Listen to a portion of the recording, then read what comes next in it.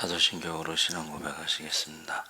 전능하사 천지를 만드신 하나님 아버지를 내가 믿사오며 그 외아들 우리 주 예수 그리스도를 믿사오니 이는 성령으로 잉태하사 통정녀 마리아에게 나시고 본디오 빌라도에게 고난을 받으사 십자가에 못 박혀 죽으시고 장사한 지 사흘 만에 죽은 자 가운데서 다시 살아나시며 하늘에 오르사 전능하신 하나님 우편에 앉아 계시다가 죄로서 산 자와 죽은 자를 심판하러 오시리라.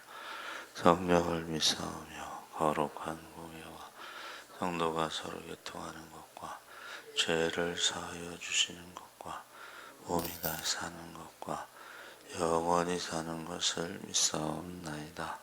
아멘. 찬송가 364장 찬송하시겠습니다.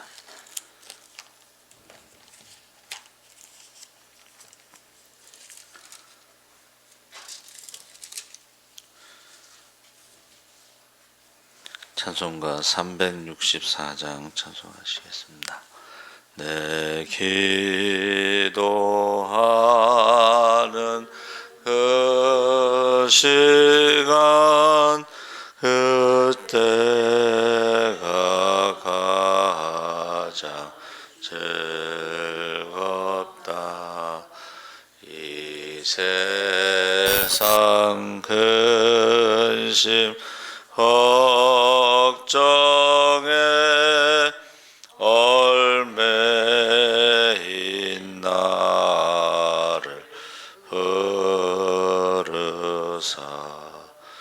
내 진정 소원 주 앞에 낱낱이 바로 아뢰면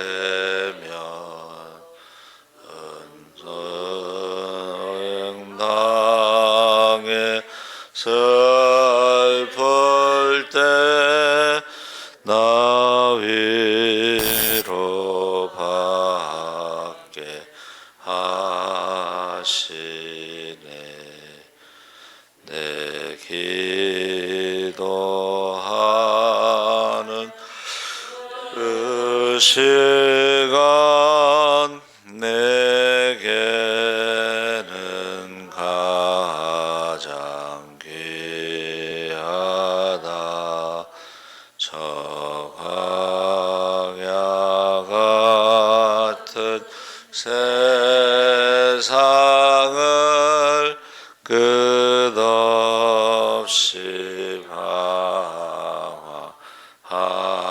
방황하면서 위태한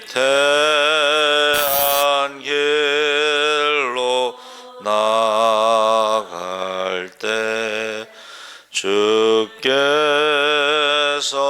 나를 이끌어 그 보좌 앞에 나아가 그 은혜 받게 하시. 내 기도하는 그 시간 그때가 가장 즐겁다. 이때껏 지은 흔죄로 내 마음 심히 아파도 참마음으로 뉘우쳐 다 숨김없이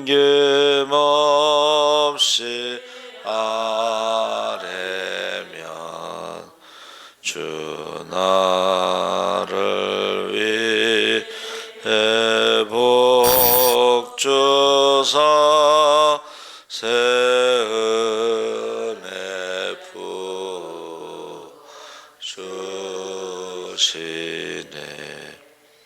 내 기도하는 그 시간 그때가 가장 즐겁다. 주 세상에 일찍이 저요람하 피하여 빈들에서나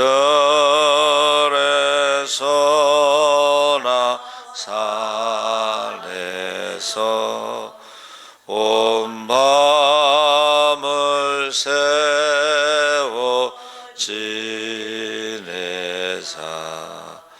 주의 수친이 기도로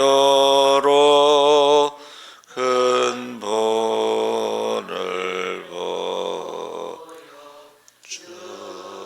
보여주셨네.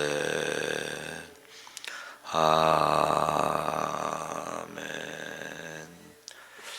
하나님 말씀은 예레미야 12장 7절에서 17절까지 말씀을 보겠습니다. 구약성경 1070쪽에 있습니다.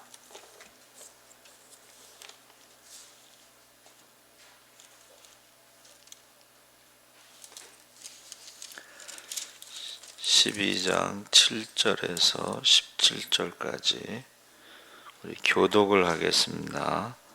내가 내 집을 버리며 내 소유를 내던져 내 마음으로 사랑하는 것을 그 원수의 손에 넘겼나니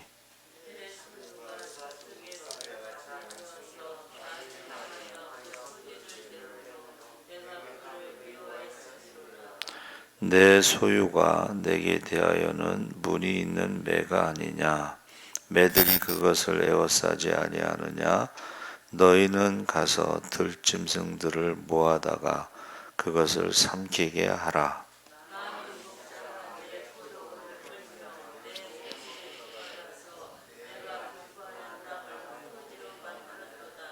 그들이 이를 황폐하게 하였으므로 그 황무지가 나를 향하여 슬퍼하는도다. 온 땅이 황폐함을 이를 마음에 두는 자가 없음이로다.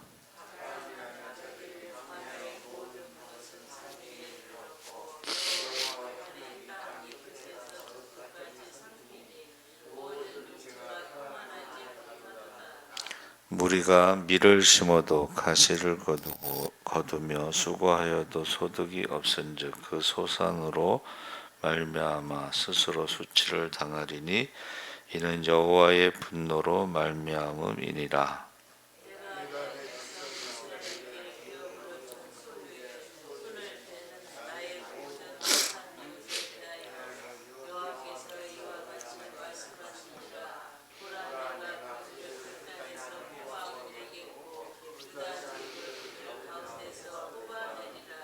내가 그들을 뽑아낸 후에 내가 돌이켜 그들을 불쌍히 여겨서 각 사람을 그들의 기업으로 각 사람을 그 땅으로 다시 인도하리니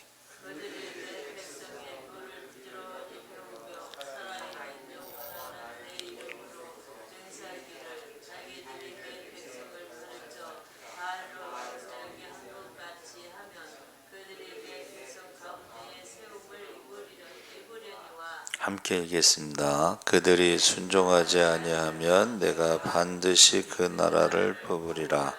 뽑아 멸하리라. 여호와의 말씀이니라. 아멘.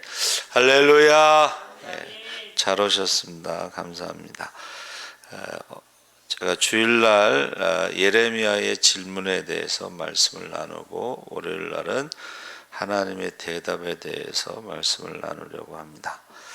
하나님의 백성 유다가 대적에게 넘겨질 것이라는 사실을 선포하고 있는데 7절에 내가 내 집을 버리며 내 소유를 내던져 내 마음으로 사랑하는 것을 그 원수의 손에 넘겼나니 그래서 여기서 내 집, 내 산업, 내 마음에 사랑하는 것은 하나님께서 일찍이 자신의 백성으로 삼으시고 지켜주시던 유다 백성들에 대한 다양한 표현이죠. 그러니까 예레미야가 질문한 게 왜 악인들이 잘 됩니까? 그리고 자기는 말씀대로 하나님 말씀을 선포했는데 이렇게 핍박을 당합니까? 거기에 대해서 하나님께서 유다를 심판하신다, 버리신다. 그래서 하나님의 경고를 끝까지 무시한 유다 백성들을 대적의 손에 넘겨 심판하시겠다고 대답하신 것입니다. 하나님께 있어서 가장 가슴 아픈 일이고 그의 백성이 그 앞에 범죄하는 것이 가장 가슴 아프고 슬픈 일이고 이것은 후련하고 개운한 것이 아니라 하나님의 백성, 사랑하는 백성, 하나님의 가족. 그래서 성경에 보면은 거짓 선지자들에 대해서 자식이라도 거짓 선지자를 죽이라고 되어 있습니다. 자기 자식이 거짓 선지자라고 그래서 죽일 때 가슴이 얼마나 아프겠어요, 그렇죠? 심판하시는 것이. 그래서 백성들이 고난받는 것 이상으로 하나님은 처절한 슬픔과 아픔을 느끼시고, 그러므로 우리는 범죄하는 것이요 하나님을 괴롭히는 거예요. 하나님을 아프게 하는 거예요. 그래서 우리는 우리를 사랑하시는 하나님, 범죄로 인하여 아파하시는 하나님의 마음을 생각해야 되는 것입니다.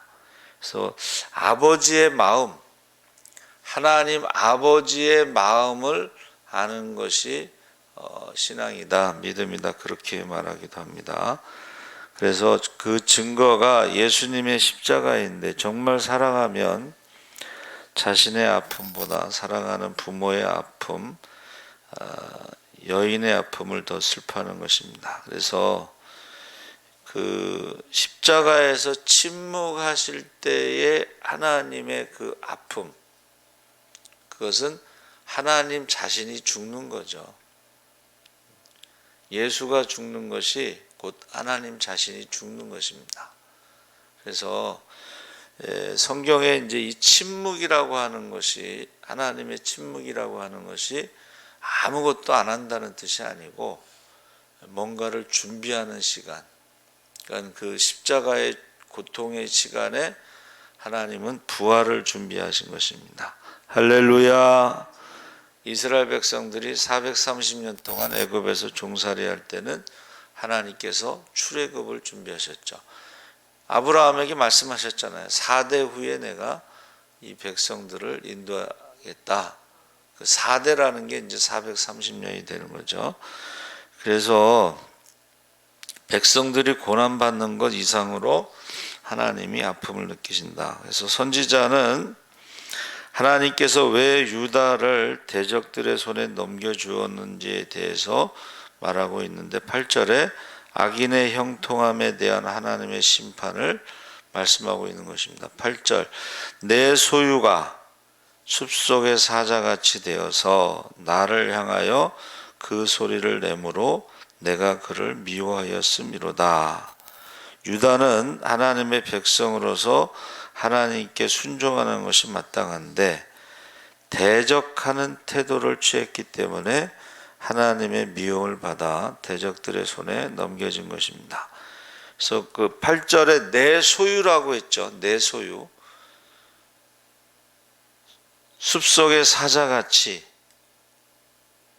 그러니까 내 소유라는 택하신 족속, 왕같은 제사장, 거룩한 나라, 하나님의 소유된 백성의 소유라는 말이 여기서 소중한 존재라는 뜻입니다. 그러니까 하나님의 가장 소중한 그 유다 백성들이 사자같이 하나님을 대적했다는 거예요.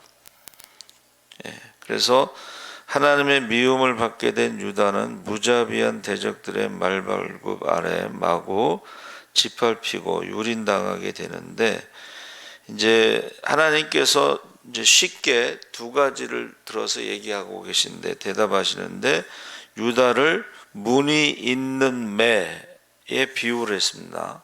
9절에 내 소유, 아까도 소유가 나왔죠. 가장 소중한 존재인데 내게 대하여 문이 있는 매가 아니냐, 매들이 그것을 에워싸지 아니하느냐, 너희는 가서 들짐승들을 모아다가 그것을 삼키게 하라. 이 매들은요 자기와 모양이 다른 매를 공격한다는 거예요. 그러니까 유다는 이방 사람들이 볼 때는 무늬가 있는 매로 자기들하고 다르기 때문에 하나님이 유다를 버리는 그 순간에 하나님이 지켜주시지 않기 때문에 유다가 공격당한다는 것이죠.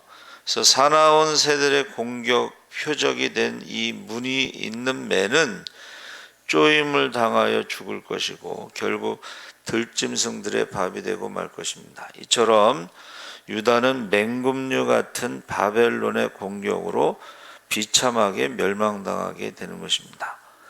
그러니까 이 무늬 있는 매, 유다는 다른 사람들이 볼 때 다르다는 거예요. 그러니까는 세상 사람들이 볼 때요, 예수 믿는 사람들은 다른 무늬 있는 매가 되는 거예요. 공격의 대상이 되는데 하나님이 버리는 그 순간에 공격을 당하게 돼 있는 거예요.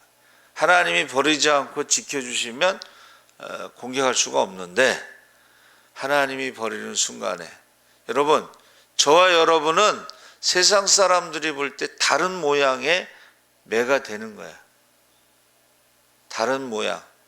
근데 버리는 순간에 공격당한다. 두 번째 비유는 포도원의 비유인데 10절에 많은 목자가 내 포도원을 헐며 내 몫을 짓밟아서 내가 기뻐하는 땅을 황무지로 만들었도다. 이 유다가 포도원, 분깃, 또 낙토에 비유되었는데 여기서 많은 목자는요 이방 여러 나라들의 통치자들을 말하는 거예요. 그러니까 포도원도 하나님의 포도원이었지만은 열매를 맺지 못할 때에 하나님이 버리신다는 거예요. 그러면 하나님이 버리신 그 포도원은 이방 목자들이 마구 와서 짓밟는다는 것입니다. 그러니까 문이 있는 매도 하나님께서 버리시면 공격당하는 것처럼 포도원도 마찬가지라는 거예요.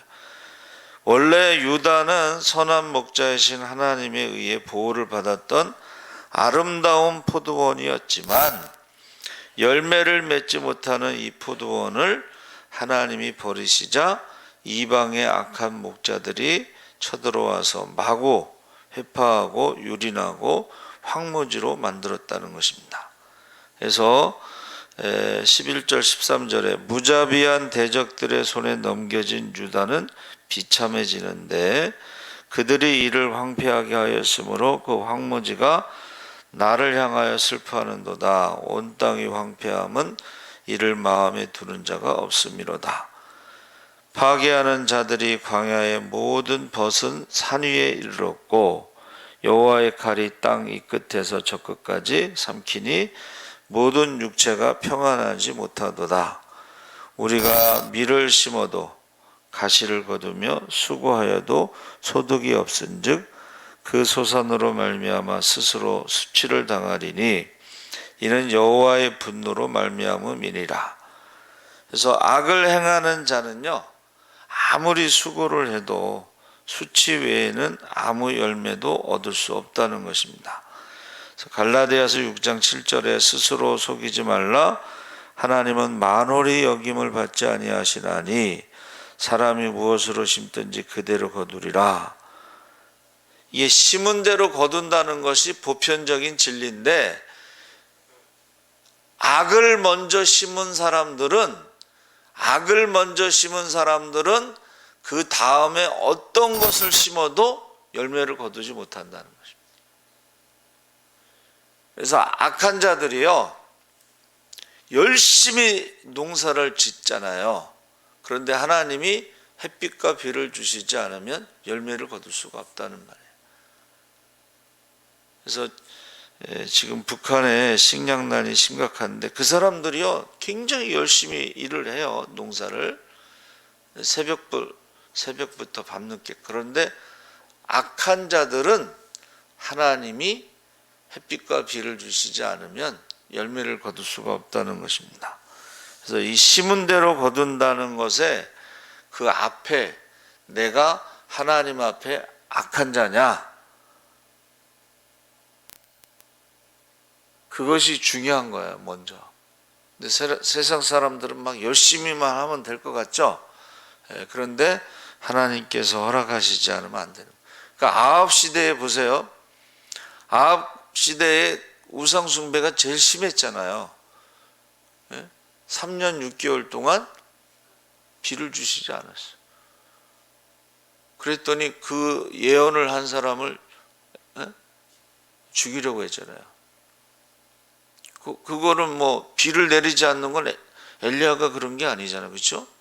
하나님이 우상 숭배에 대해서 3년 6개월 동안 비를, 여러분 그 땅에 그 팔레스타인의 그쪽에 3년 6개월 동안 비가 안 오면 어떻게 되겠어요? 그러니까는 우리가 여기서 중요한 것이 내가 하나님 앞에 악을 행하면 열매가 없다는 것을 지금 말씀하고 있습니다. 하나님께서 은혜를 베푸시고 그 뿌린 것이 자라도록 적당한 햇빛과 비를 주셔야 되죠. 이른 비와 늦은 비를 주셔야 되죠. 그래서 이 여름에는 더워야지 열매가 익는다고 그래요.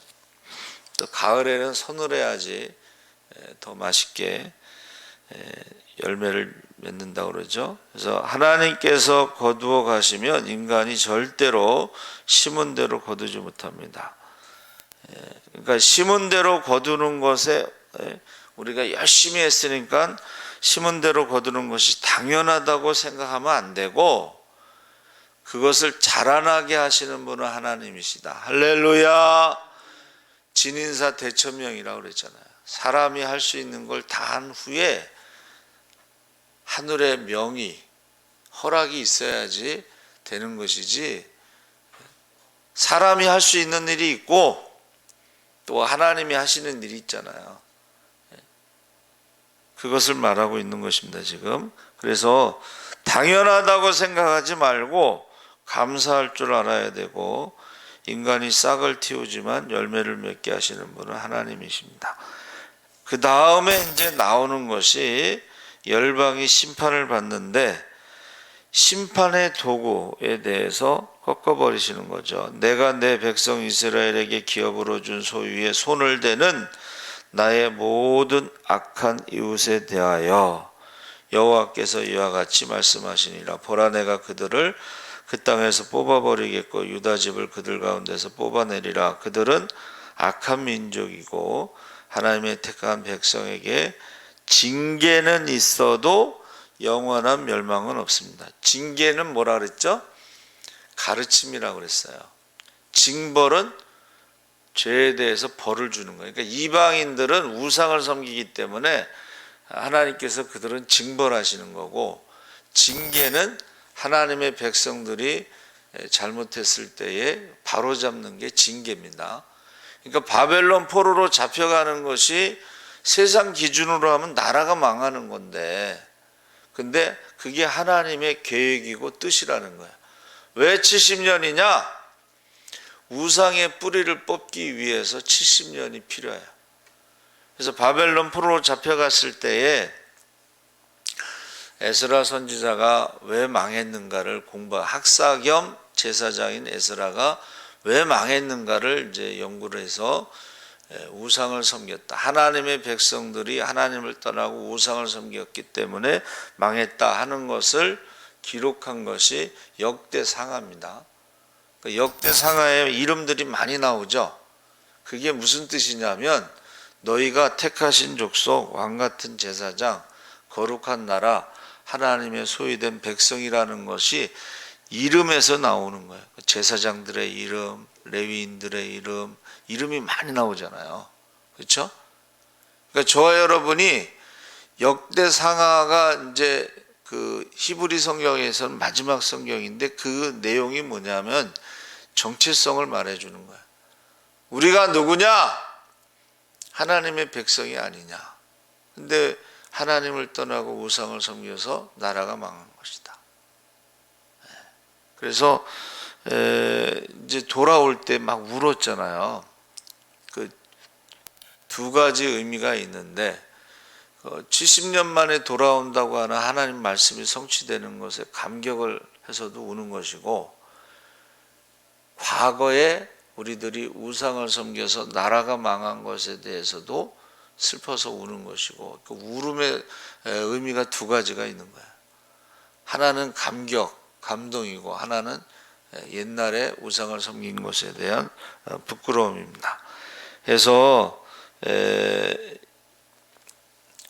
사무엘상 12장 22절에 여호와께서는 너희로 자기 백성 삼으신 것을 기뻐하신 고로 그 크신 이름을 인하여 자기 백성을 버리지 아니하실 것이요. 하나님이 기뻐하셨다는 거예요. 이스라엘 백성들을. 그래서 하나님의 이름을 인해서 버리지 않고, 애가 3장 31절에 이는 주께서 영원토록 버리지 않으실 것이며, 그러니까 영원히 버리지 않는다는 것은 징계를 해서 가르쳐서 다시 돌아오게 하는 거죠. 그러니까 몸만 돌아오는 게 아니고 우리 신앙이 다시 돌아온 거예요. 그래서 다윗과의 언약이 뭐죠? 사람 막대기와 인생 채찍으로 내가 너를 올바른 길로 인도하시겠다 그랬죠. 고린도전서 11장 32절에 우리가 판단을 받는 것은 주께 징계를 받는 것이니 이는 우리로 세상과 함께 죄 정함을 받지 않게 하려 함이라. 그래서 15절에 내가 그들을 뽑아낸 후에 내가 돌이켜 그들을 불쌍히 여겨서 각 사람을 그들의 기업으로 각 사람을 그 땅으로 다시 인도하리니 하나님의 구속의 경륜은 이스라엘을 중심으로 전개되면서 단지 이스라엘만을 위한 것은 아니고 하나님의 구속 사역은 이스라엘을 초월해서 모든 세상을 위한 것이다. 그래서 애굽에서 70년 만에 돌아올 때에 주변의 나라들이 하나님을 두려워하면서 예물을 가지고 예루살렘을 방문하는데 24시간 365일 성전의 문을 닫을 수가 없었다 그러는 거예요. 그러니까 이스라엘을 통해서 이방 나라들이 하나님에 대해서 알게 됐다는 것을 말하는 것입니다. 그래서 16절에 보니까 그들이 내 백성의 도를 부지런히 배우며 살아있는 여호와라는 내 이름으로 맹세하기를 자기들이 내 백성을 가리켜 바알로 맹세하게 한 것 같이 하면 그들이 내 백성 가운데 세움을 입으려니와 그들이 순종하지 아니하면 내가 반드시 그 나라를 뽑아 멸하리라. 여호와의 말씀이니라. 그래서 이스라엘 백성들을 보고 믿는 자들은 내가 내 백성으로 삼아서 구원하지만 끝까지 이스라엘 백성들을 대적하고 하나님을 대적하면 멸하리라. 그렇게 말씀하고 있는 것입니다. 그래서 디모데전서 1장 15절에 미쁘다 모든 사람들이 받을 만한 이 말이여 그리스도 예수께서 죄인을 구원하시려고 세상에 임하셨도다. 죄인 중에 내가 개손이라 그러나 내가 긍휼함을 입은 까닭은 바울 얘기입니다. 이거는 내가 긍휼함을 입은 까닭은 예수 그리스도께서 내게 먼저 일체 오래 참으심을 보이사 후에 주를 믿어 영생 얻는 자들에게 본이 되게 하려 하심이라. 할렐루야. 이 말이 뭐예요? 내가 죄인 중에 개수인데 오래 참으심으로 나를 구원하신 것은 모든 사람들이 예수를 믿어 영생을 얻는 것에 내가 본이라는 거야. 나 같은 죄인도. 사도 바울이 뭐라고 고백했어요? 핍박자여 살인자여 죄인 중에 개수인 나 같은 죄인도 오래 참으심으로 구원하신 것처럼 모든 믿는 자를 구원하시는 것에 내가 본이 된다, 모델이 된다. 그러니까 지금 바벨론이 그렇게 모델이 됐다는 거야.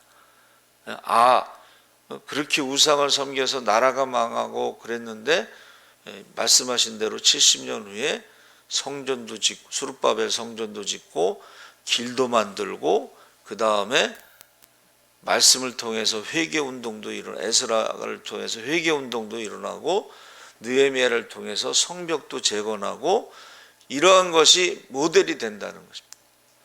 그래서 여러분 우리가 성경을 읽을 때요, 그 남은 자라는 게 계속 나오죠. 렘넌트라고 그러는데 이것은 여러분 성경을 읽으면 지금 우리가 계속 28쪽째 읽고 있는데 모압을 심판하는데 모압이 심판 중에도 믿는 사람이 있으면 그 사람은 구원받는다는 거예요. 그게 남은 자입니다. 그러니까 이제 어떤 분들이 천주교 다니면 구원받느냐고 이렇게 물어보잖아요. 천주교를 다녀도 예수 믿는 사람은 구원받습니다. 근데 거기는 예수보다 더 많은 뭐 성인 숭배도 있고 뭐 마리아 숭배도 있고 그런데 그 중에서도 제대로 믿는 천주교가요, 교회 다니던 사람들이 천주교에 많이 갔는데 거기서 성령 운동이 일어나고 있어. 물과 성령으로 거듭나면 구원받잖아요. 그러니까 거기서도 성령 받고 예수 잘 믿는 사람들은 구원받는 거예요. 그게 남은 자 사상이에요. 심판 중에도 믿는 자들이 있다는 거예요. 심판 중에도.